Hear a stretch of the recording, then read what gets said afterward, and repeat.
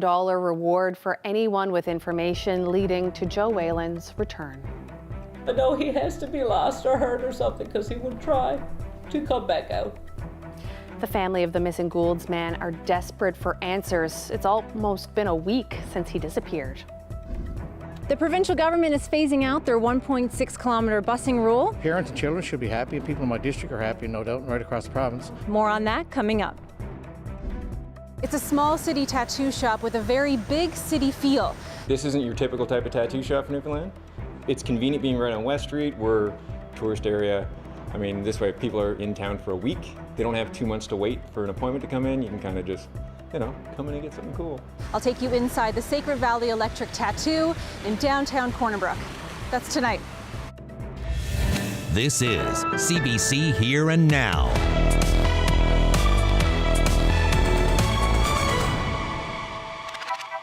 Good evening and welcome to Here and Now. I'm Heather Gillis, filling in for Carolyn Stokes this week. We begin tonight with a tense situation in Happy Valley Goose Bay. It's been resolved. Just minutes ago, the RCMP took a man into custody. This after police issued an alert that there was a criminal threat in the area of White Crescent. Residents in that part of town were advised to remain inside, lock their doors, and stay away from any windows. Police say the man has now been taken into custody safely. Residents of the White Crescent area can now leave their homes and return to normal activities. And here on the island, the Royal Newfoundland Constabulary is investigating a homicide in Mount Pearl. It happened late last week. Police were called to a home on Smallwood Drive Thursday afternoon, shortly after 4 o'clock. A 65-year-old woman was found inside the home, dead. The chief medical examiner has determined her death was a homicide. Little else is known about what happened. Police say they're in the early stages of the investigation and they do not believe there's any risk to the public at this time. And the family of a man missing in the Goulds is growing frustrated with efforts to find him. Joe Whalen hasn't been seen since August 1st. His family believes his disappearance isn't getting enough attention from police or search teams. Here Now's Ryan Cook reports. There's a lot of woods to cover behind Fourth Pond in the Goulds. Every square meter a potential hiding place, a pocket where hope could turn to joy or despair. I just don't know why he would. I know he would try to get back out, so I know he has to be lost or hurt or something because he would try to come back out. 31-year-old Joe Whalen was last seen leaving his parents' house 10:45 p.m. on August 1st. He walked down Fourth Pond Road, and it's believed he made the turn onto Windermere Road along the pond. His sister went looking for him right away, but no luck. His family says something must be wrong, that Whalen wouldn't just take off. He has 3 kids and a 4th on the way. He's a loving dad, very caring, very compassionate. He would give you the shirt off his back. He's a very kind person. Police were on scene within 30 minutes of his disappearance. The family was told officers scoured Windermere Road and may have even spotted him crossing the street, possibly in sight of a security camera. But McGraw says they weren't told that until 5 days later, when the family got bad news about the footage. And that's when the police called and said that, okay, we've looked at the card and it's corrupt. So I don't know if that's even true. I don't know how I can trust that that's even true. Whatever was on the camera couldn't be viewed. The family says crews have only searched 2 of the 7 days since Whalen went missing, and that's not good enough. Being told that we've searched this area and there's no new information. But how much time is 6 hours enough to search for someone? Is that, I asked them, how long would you search, or how long would this person who gets the authority or makes the authority to send a helicopter up, how much time would they give their brother? While the family is frustrated with how the search has gone so far, they're urging people in this area to please review their security camera footage. And they say not just for the hour after Joe went missing, but for the entire night. Ryan Cook, CBC News, Goulds. Joe Whalen is 31 years old. He was last seen wearing gray shorts, a dark gray shirt, and black sneakers. He's described as about 5'9" and 240 pounds. The Whalen family is offering a $3,000 reward for anyone who can lead the police or the family to Joe. In other news, about 200 people gathered in Shea Heights Friday following a tragedy involving a young girl on her bike and a pickup truck. The 5-year-old died in hospital after a collision in the St. John's neighborhood last Wednesday. Shelley Saunders is Autumn's grandmother. She calls last week's incident a complete accident, but used the vigil as an opportunity to stress the importance of safety. She's also calling on the city to install speed bumps in her granddaughter's memory.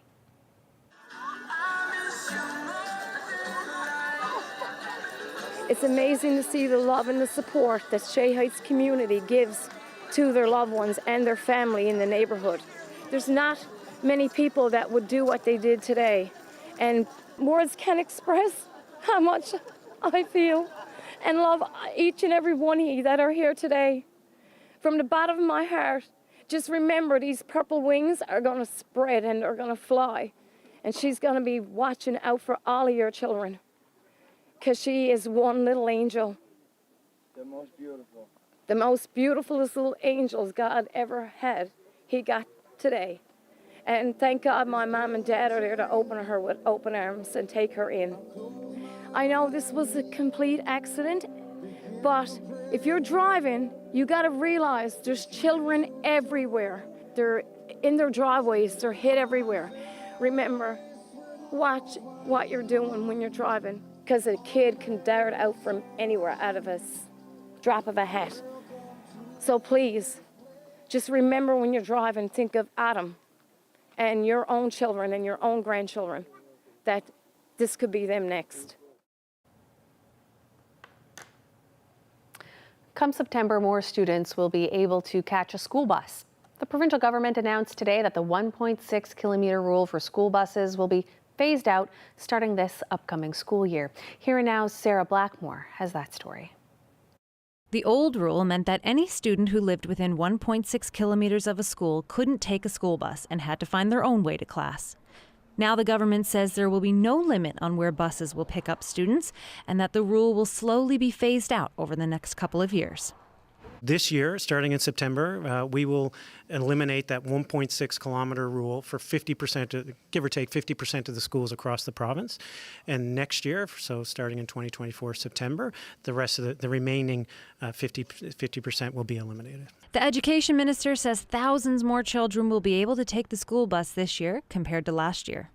This year we have capacity to pick up 4,000 kids. About 4,000 kids will have a ride to school this September. In April, then Education Minister John Haggie said the 1.6 kilometre rule was clear. Anyone living inside of this distance was in what he called the family responsibility zone. At the time, opposition member Barry Petton says this was antiquated and unsafe for young kids. Today, he says this change is about time. I'm happy that it's done. I mean, parents and children should be happy, and people in my district are happy, no doubt, and right across the province. So I'm just a bit surprised why it took so long, because this should have been a decision, should have happened years ago. NDP leader Jim Dinn says that announcing the removal of the rule is a low-hanging fruit, and he hopes that it won't fall on teachers and school staff to actually implement these changes. What guarantees will the government provide that this will roll out smoothly and not impact the workload or impact the stress that already exists at the beginning of the school year and make it even more stressful for students, for teachers, and for the school community. 20 schools were left without buses in February after the school board suspended its contract with Gladney's Busing. The board cited safety concerns after a fatal traffic accident involving one of their buses. There was no word today on who will be replacing Gladney's and driving these extra buses in just a month's time. Sarah Blackmore, CBC News, St. John's.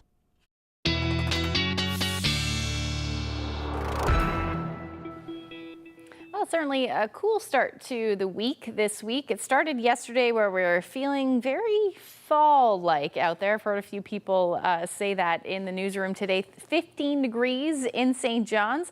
Now, along the south coast of the island, really all along southern Newfoundland, those temperatures are a bit warmer, 20, 22 degrees, even Lab City sitting at about 20 this afternoon. But if we take a look at what's going on, the reason for these cool temperatures is northerly winds. We're seeing that all along the coast of Labrador as well as the northeast coast across the island. And we're going to see this for the next couple of days. That is going to keep those temperatures cooler. However, there are parts of Labrador and parts of the island that will see those temperatures warm up as we head through the next couple of days. But this pattern generally sticks around, certainly as we head into Wednesday, into Thursday, more of a easterly flow, and we start to see that change as we get into Friday. This is when the heat really starts to move back in. That will be the story through Saturday and even into Sunday with some humidity returning. We'll talk all about it when I come back. Thanks, Ashley. At least 11 people have died recently of drug overdoses in this province, with police and harm reduction workers worrying fentanyl may be responsible for at least some of those deaths. Here and Now's Malone Mullen has more on what it'll take to keep people safe. There's a new drug in town. Drug policy experts say fentanyl, 50 times stronger than heroin, is moving east. Police say it's here to stay. It wasn't always this way, though. Tim Hogan worked with the RNC's Drug Enforcement Department for years. He says hard drugs like cocaine and heroin were once a rare sight. Back in the 90s, you were seeing, pockets or small amounts of cocaine coming to the province. Not a lot that we were privy to. Marijuana at the time, hashish, pills, as in prescription medication. There was a lot of abuse of that. Then, about 20 years ago, an influx of cocaine and OxyContin sparked a booming street trade, the likes of which the RNC had never seen. As time wore on, some of the informants that I dealt with told me in the early 2000s that it was easier to get a gram of coke than it was a gram of weed at the time.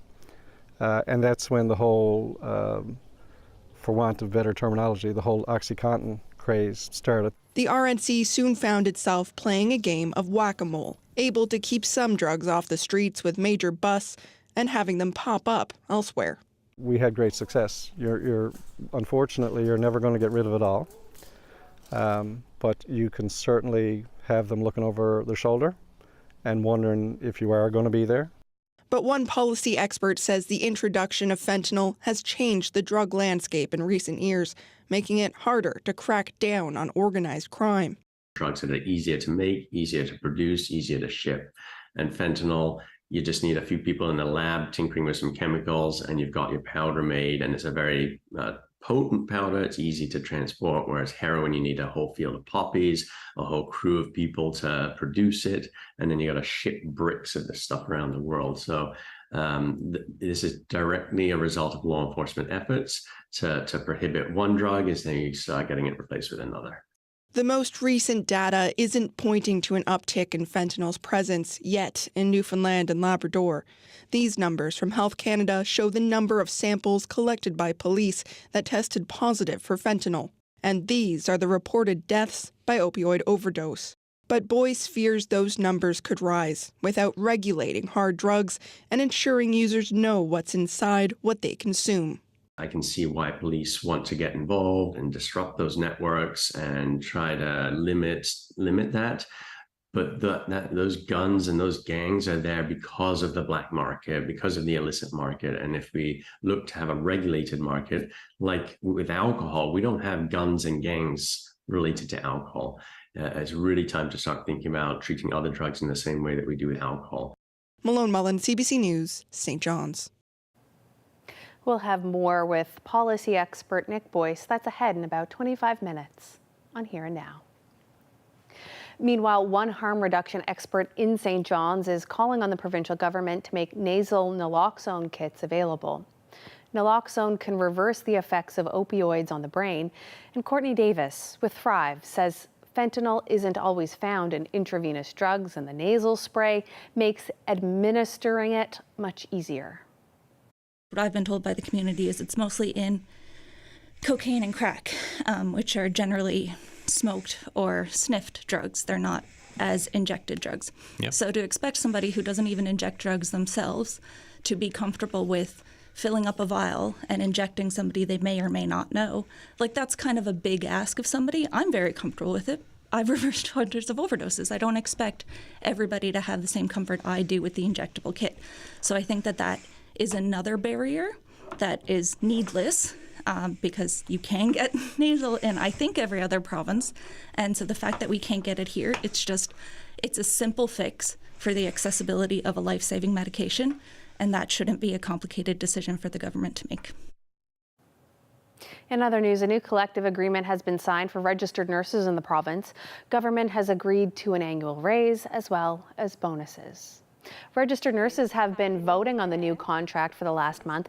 The agreement between the union and the province includes 2% pay raises each year from 2022 to 2026, as well as a one-time $2,000 bonus for each of the union's 5,800 members. The contract also includes improvements to recruiting and retaining full-time employees and better allowances for those traveling while on the job. And the cost of filling up your gas tank has been on the rise lately, if you can fuel up at all. Some stations around the province have been running out of gas, and prices have gone up about 25 cents a litre since the end of June. MUN Professor Tom Cooper says it's likely a result of external factors and says those prices aren't likely to go down anytime soon. Cooper spoke with the St. John's Morning Show's host, Chrissy Holmes, this morning. We live in a petroleum world, whether we like it or not. And ultimately, we're just going to have to, this is also, the carbon taxes are reflecting the transition that we have to go through. And I don't see prices going down in the near future, at least not substantially. Hopefully a little bit, but not substantially. Okay, so it's just going to be digging deeper for the next little while on all levels? Yes, yeah, there you go. But I mean, hopefully in one of the great things, if we can move out of being so dependent upon oil in the long term, is that we won't have to worry about what's going on in Saudi Arabia when we're looking at our energy prices. It's going to be more, we're going to be, as a province and a country, will be much more masters of our own destiny. Speaking of the transition away from oil and gas, an electric vehicle advocacy group in this province has got a shot in the arm in the form of about $500,000 in government funding. Drive Electric NL helps drivers make the switch to an EV, and the group plans to use the money to help reach people in more rural areas, as well as first responders and businesses in hospitality. The reality is that our province is quite large. It's got hospitality operators who need to know that people would like to charge where they sleep, and if they don't see the charging appearing on their maps, then that hospitality operator becomes invisible to EV owners. So we want to be able to explain to hotels, hey, here's what we need to do to put in a couple of chargers, here's about what you would expect it to cost, and here's what you're looking for, and what rebates are available to put that kind of charging in.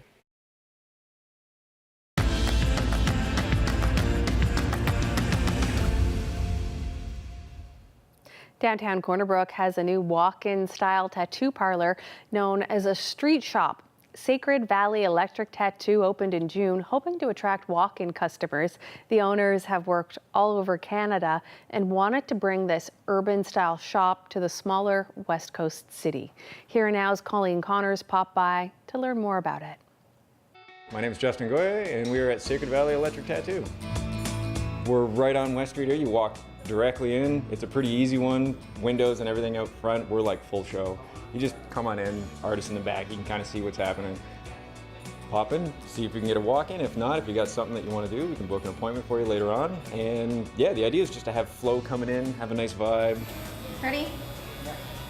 So Joe walked in probably about a month ago and told me a little about this tattoo and why he wanted it. So we scheduled it for today, which also happens to apparently be, I've just been informed, Moth Week. So that's pretty cool because we're doing moth. We're trying to do kind of like a street shop thing, which doesn't really exist here. I think just because there's such high demand and not that many artists that all do the same thing. So any style that anybody wants, there's only like one person on this end of the island for it. So everybody's booked out really far. So we're trying to keep a lot of stuff open for walk-ins. This isn't your typical type of tattoo shop in Newfoundland, but we have the style of artists that can handle this type of workflow. And it's convenient being right on West Street. We're a tourist area. I mean, this way, if people are in town for a week, they don't have 2 months to wait for an appointment to come in. You can kind of just you know, come in and get something cool. Like sometimes people's flash appeal to other people, right? Like if you have a particular artist, but they don't do, let's say, like a neo-trad tat, and we have artists here that are like really specialized in neo-trad. So I mean, it's cool to have a walk-in shop because you can just get a one-off if you want, or if you see something you like, or even if we post it online, you can literally like come on in, see if you can get that tattoo that day.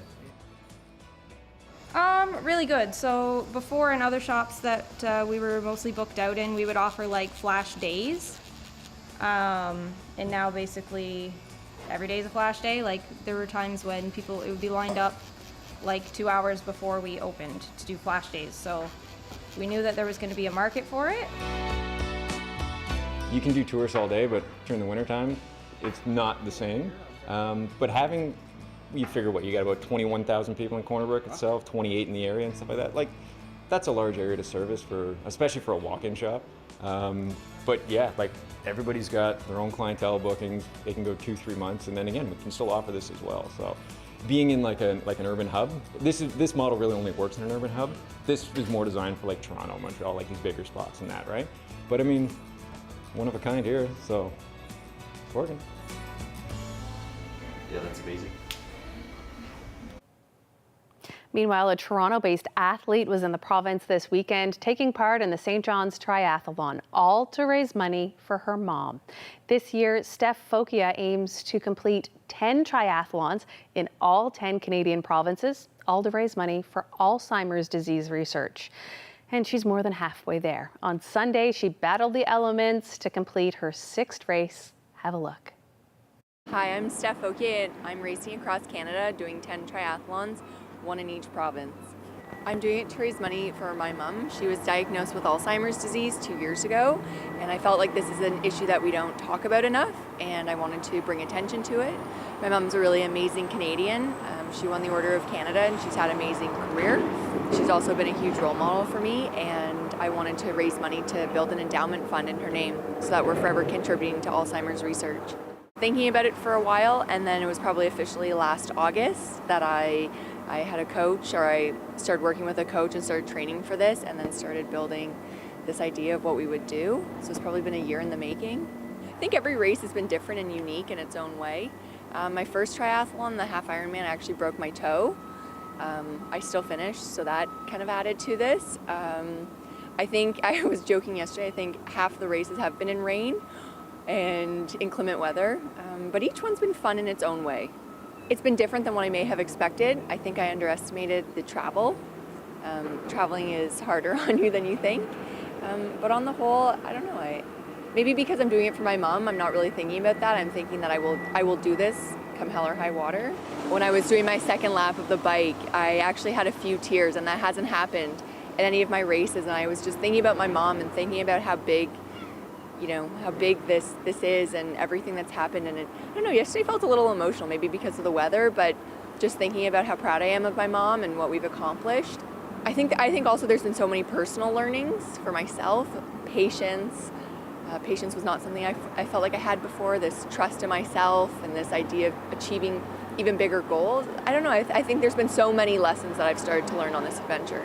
We've raised about $300,000, and I'm hoping to get us to $500,000, and we will be making graduate entry scholarships.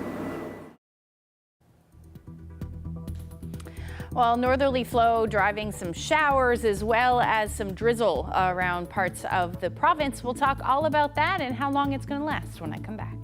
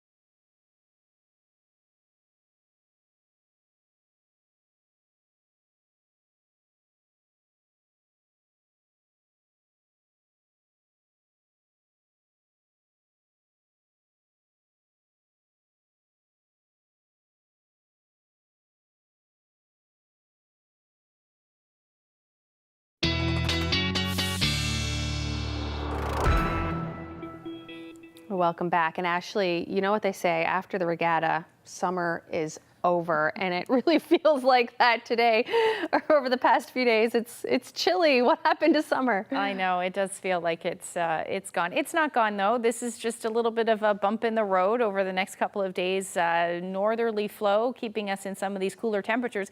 This is where we sat overnight for most of the island. We were sitting somewhere between 12 and about 14 or 15 degrees.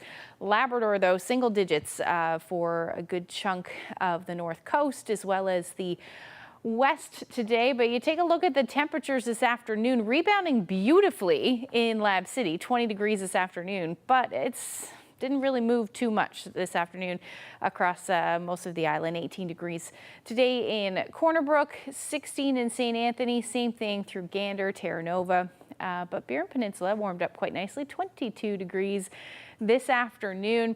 And you take a look at the Humidex, there's not a whole lot of humidity out there.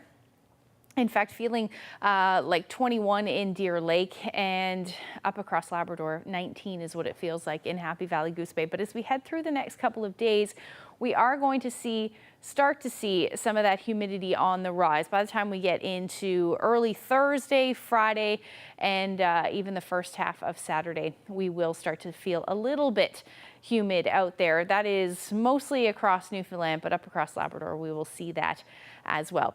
Taking a look outside right now, looks like the rain has stopped for the most part at the moment. Still, at least outside the studio, still reporting showers though at the airport. 14 degrees. Like I said, those winds out of the north, 28 kilometers per hour. You factor in those wind gusts, feeling more like 43 kilometers per hour. But there's a look at those showers. They're fairly widespread, fairly scattered. But there are some showers in and around the metro area that are moving from north to south, and they'll continue as we head through the next couple of hours. Future tracker showing that the cloud cover will continue through the overnight. This will be accompanied by potentially some fog patches, as well as that chance of showers through the overnight, certainly into midnight. West coast, south coast, you should probably stay partly cloudy overnight, but your temperatures will start to dip. Single digits, it looks like, for the west coast through central and eastern Newfoundland. You're looking at your temperatures between 11 and 13. Winds will stay brisk tonight out of the north between 30 to 50 kilometers per hour. Up across Labrador, generally between 8 and 11 degrees. Now, as we head into tomorrow, we are going to see the skies eventually clear. Chance of showers will linger into the morning hours for most of the northeast coast through central as well, and up across Labrador, generally looking at that cloud cover through the day. But we will see a clearing trend for some of us. At least the sun will come out for a couple of hours before those clouds move right back into the afternoon and early morning hours on Wednesday. Also, some showers in behind that will move back in for Labrador. Lab West anyway, as we get into the overnight and into the early morning hours on Wednesday. This will bring close to 10 millimeters of rain with it by the time we get to that point. Here's your temperatures for tomorrow. So a couple of degrees warmer than today, and that's just because the sun will peek out at times. The wind's still out of the north though, 20 to 40 kilometers per hour. So those north-facing coasts will likely see temperatures a bit cooler than that, which is also why temperatures are a little warmer along southern areas of the island. Marystown will hover around 21 degrees. For central northeast coast, 17 to 19 through the day, about 20 degrees in Harbour Breton. And then as you head towards the west coast, those temperatures are going to be a little bit warmer, 23 to 24, maybe even 25 degrees, depending on how much sunshine peeks out through the afternoon. But again, along the south coast, Burgeo, Port Basque, you will hover around 18 or 19 degrees.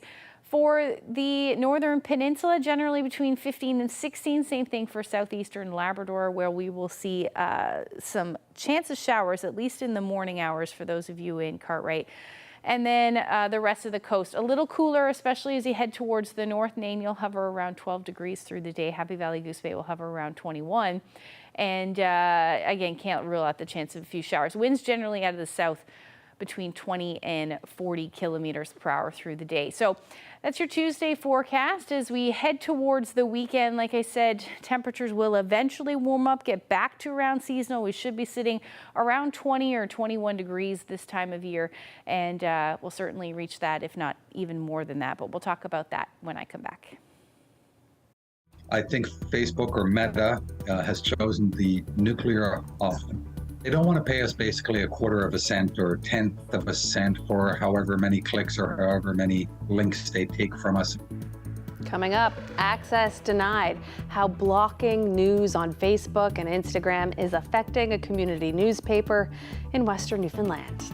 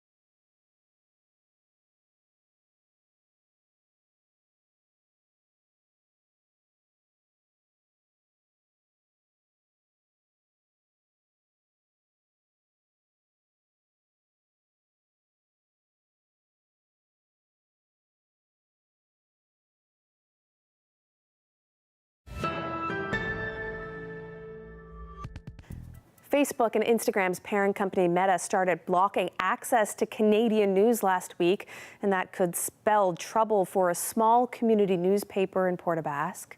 Renee Roy says Wreckhouse Press relies on Facebook to drive people to its website, but his posted articles are no longer popping up. Meta's move to block access to local news is in response to Canada's Online News Act. The new law forces platforms like Google and Meta to negotiate deals to pay publishers for their content. Now, Renee Roy joins us to talk more about the impact. Thanks so much for being with us. Thank you. How quickly did Facebook start blocking access to your news links? Pretty much when I got up on the 1st of August. It was instantaneous. We were affected the second we started to try and share something on that morning, believe it or not. I think it was around 8 o'clock. Wow. And what's at stake for you here now that access to your website for your newspaper has been blocked? Well, our reach is lost. We're in a very small demographic here, and a lot of people rely on Facebook to, browse and see what they want to see what they're interested in. And now I've lost that ability to just say, hey, here's what we got coming out in the paper, or here's some community interest story that you might want to take a look at, or go to our website and take a read of. That's all gone completely. So this has the potential to have a pretty big impact on us just because we're so small. And tell me about that bottom line. What does it mean financially for your paper? Well, if people don't see our paper and aren't drawn to what we offer or what we have in it, then the bottom line is they're not going to know we're out there, and they're not going to see a story they want to read, and they're not going to buy us. So this has a lot of possible repercussions for my small room. It's not so bad for our advertisers because we do have a solid bank of advertisers that stay with us, and we can rely on them to still take part with distribution and so on. But it's the people that aren't going to see what we have to offer, and we're not going to get any drive. We're not going to get any new pull, unfortunately. And how much do you rely on Facebook and other social media sites to drive website traffic? Well, to drive our website traffic, it's I'd say we're at least 50%. It's quite a lot. That whole push of at least 50% of people saying, okay, well, I want to read that story, I got to go get the paper. That's gone completely and instantly. So that's big for us. Renee, how are you feeling about all this? To put it bluntly, I'm pretty upset, and that's being very polite about it. I think Facebook or Meta has chosen the nuclear option. I think they don't want to pay us basically a quarter of a cent or 1/10 of a cent for however many clicks or however many links they take from us and put on their page or whatever. I think that they could probably afford to. I don't pretend to be an expert on this legislation, but I know that it is affecting my bottom line, and it will continue to affect my bottom line. If I didn't have a full service print shop here along with the newspaper, I wouldn't have a chance. But at least with other options available to me, I have a chance. But it's frustrating, it's worrisome, and more than that, what I find is this is denying an entire country access to breaking news or information on the most popular platform on earth. So all of Canada will not be able to take a look and say, oh God, look what's going on here, or look what's going on there, or there's a missing child. You can't share that information anymore, so they don't have it. That terrifies me, because that's a lack of information being pushed out to the public, and that's being decided by a social media company. What would you like to see change so that people can see the products that your newspaper is producing? Well, there are a couple of options I think that are available if people want to work together. The legislation in Australia that came out a couple of years ago had an amendment or a clause in it, and it said specifically that Meta had the ability to determine who was considered a content creator. And it didn't have to be a media company. It could have been a YouTuber or a blogger or all of those things. But there was room for negotiation for them to come to agreement with certain organizations. The Canadian legislation, from what I understand, has no such thing. So either you pay or you don't put it up. So Facebook, with the nuclear option, said, no, I'm not. The other option would be for me to try to find a way to build an app, much like CBC has, much like CNN or another large conglomerate or a large media organization has. But I don't have that ability. I don't have the resources to do it. I don't have the know-how, and I don't have the finances to do it. So really, I have to hope that word of mouth spreads, the store sales continue, and hopefully people go to our website, which is wreckhousepress.com, and subscribe. Give us a few bucks a month and keep us afloat. Sort of that. I don't see too many options, to be honest with you. Okay, well, Renee, thank you so much for talking with us about this and how it's going to impact you. I really appreciate it. Thank you. A new Chinese memorial is standing guard over Mount Pleasant Cemetery in St. John's. After 2.5 years of planning and fundraising, these granite lions were unveiled over the weekend. They're meant to represent the hardships the Chinese community faced when they first arrived in this province. The new statues were a last request from the late Dr. Kim Hong. We'll be right back.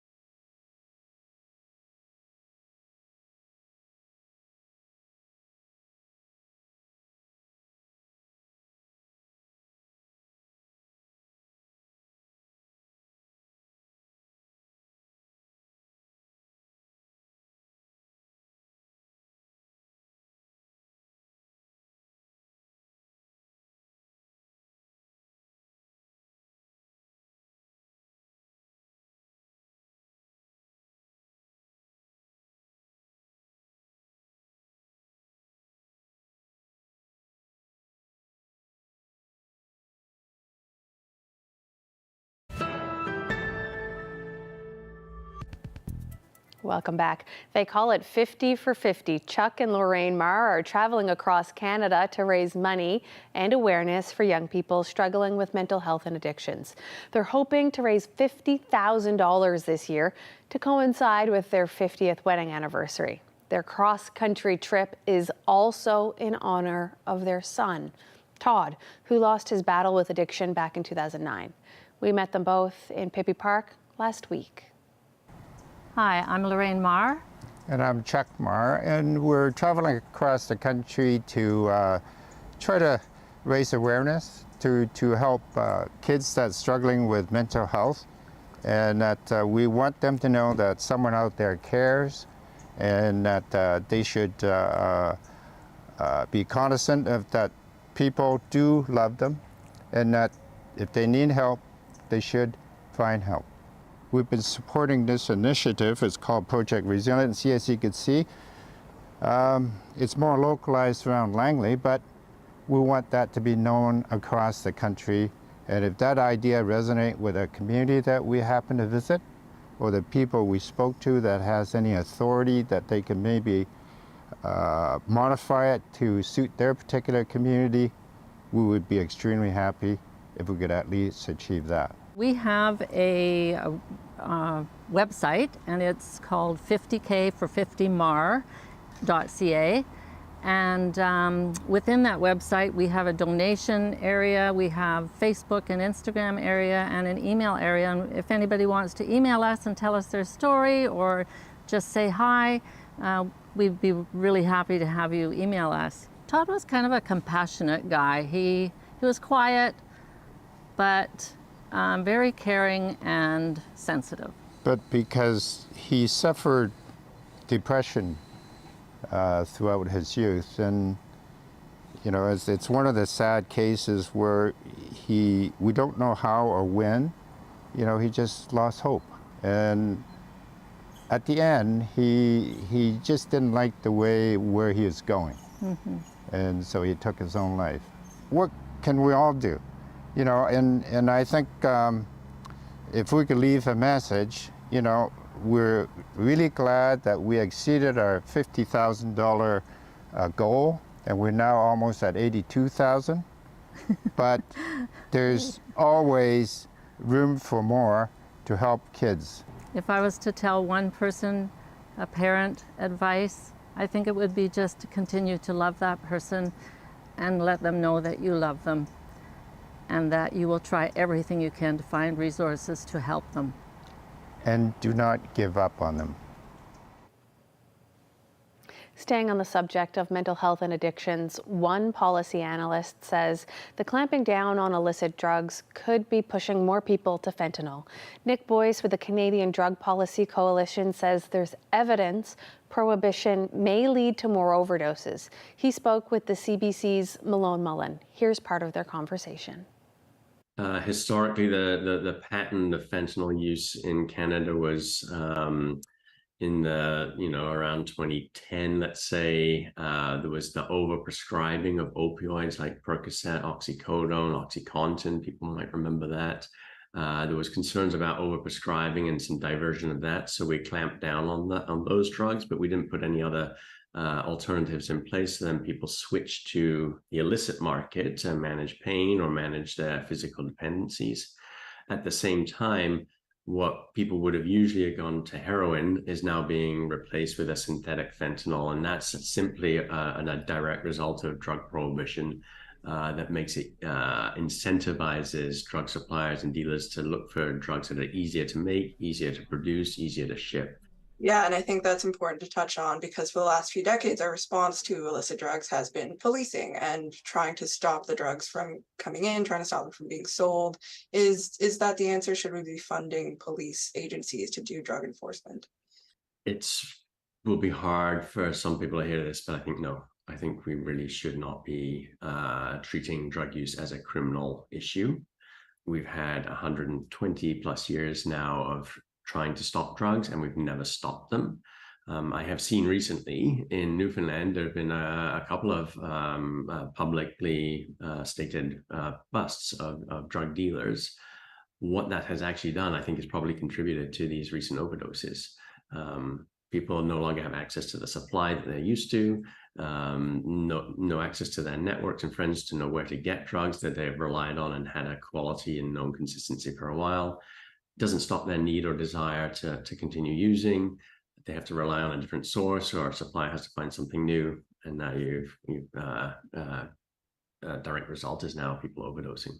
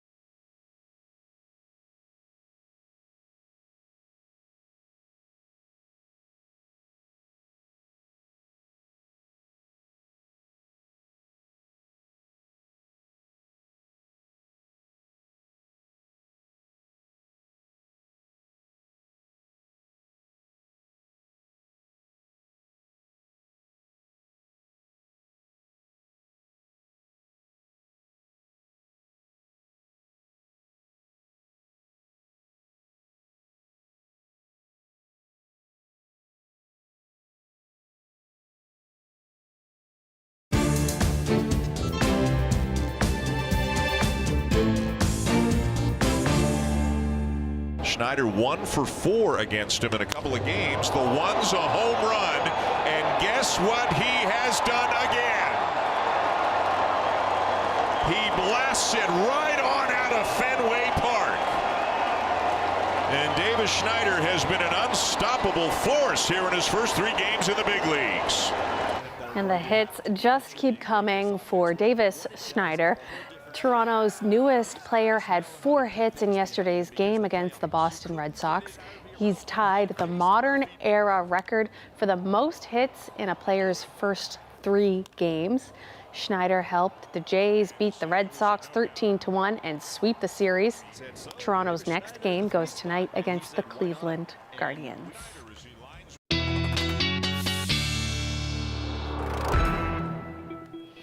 Ashley here now with the weather. A bit chilly like we were talking about earlier. Feels like that's going to stick around over the next few days, is it? At least the next day or so, but Yeah. temperatures are going to start to climb though as we head towards the weekend, so that will be nice. However, it does look like it will be a bit wet, which is good. We do need this rain for sure. We've been talking about the lack of rain. Picked up about 17 millimeters of rain this weekend. But we will see some more. So let's take a look at what's going on over the next couple of days. So here's Tuesday evening and Wednesday. That's that area of low pressure is going to bring some rain up across Labrador first. Eventually Wednesday afternoon, we will start to see some of those showers for southwestern portions of the island. And most of the day should stay dry for the rest of the island. But as we head into the evening hours, it'll start to work its way north and east, eventually encompassing most of Labrador as well. And those temperatures, as we head into the afternoon hours, will start to warm up for some anyway. So we're talking about temperatures in the 20s up across central Labrador as well as towards the southeast coast. 23 degrees in Cartwright along the strait, around 19 degrees. But for the island, those temperatures will be hovering mostly through central and the west coast around the 20 degree, otherwise mid to upper teens. And showing some sun icons, like I said, but that rain will move in later on in the day. Clouds will also be on the increase. Now, as we head into Wednesday evening and then into Thursday, area of low pressure gripping most of the island with some periods of rain, which may be heavy at times as well through the morning hours, even into the afternoon. Again, across Labrador, you're looking at some unsettled conditions, likely cloudy and drizzle for coastal areas of the Big Land. Temperatures will dip back down again. Again, we're looking at easterly flow, so that means especially for the eastern Avalon, those temperatures will be cool, 15 to 18 degrees for most of the island. Up across Labrador, still hanging on to the 20s though for Happy Valley Goose Bay. Now, how much rain are we talking about? This is Wednesday through to Thursday afternoon. We could see some pockets of heavy rain, like I said, through the interior, maybe even along the south coast of the island. 10, 20, maybe even 30 millimeters of rain. This is early indications, but that's what it's looking like at this point in Labrador. Parts of Lab West may see between 30 and 50 millimeters of rain. Long range forecast showing temperatures somewhere between 17 and 20 as we round out into the end, or to the beginning of the weekend, I should say, but it does look unsettled right through Friday and Saturday with some clearing skies though in the mix. For central Newfoundland, generally gray, 15 to 22. And then for western Newfoundland, you're looking at your temperatures between 16 and 20 by the time we get into Saturday, with the unsettled conditions continuing. And then for eastern Labrador, your temperatures will start to dip as we get into Friday and Saturday. So back into the teens, some periods of rain in the mix there as well. And for western Labrador, Wednesday to Friday looks gray, but the sunshine should return by the time we get into Saturday. Speaking of sunshine, this is the sunset. Bartlett's Point on the west coast there. Joyce shared this lovely dramatic sky with us. And if you have any weather photos that you would like to share with us, we'd love to see them. Send them to Facebook, or best places to email them to nlphotos@cbc.ca. How nice. So serene. Great shot, eh? Indeed. Always so nice to see those. Yeah. Thank you so much for joining us tonight. I'll be back in for Carolyn all week, and Ashley's here too. That's right. We'll see you later. Good night. Take care.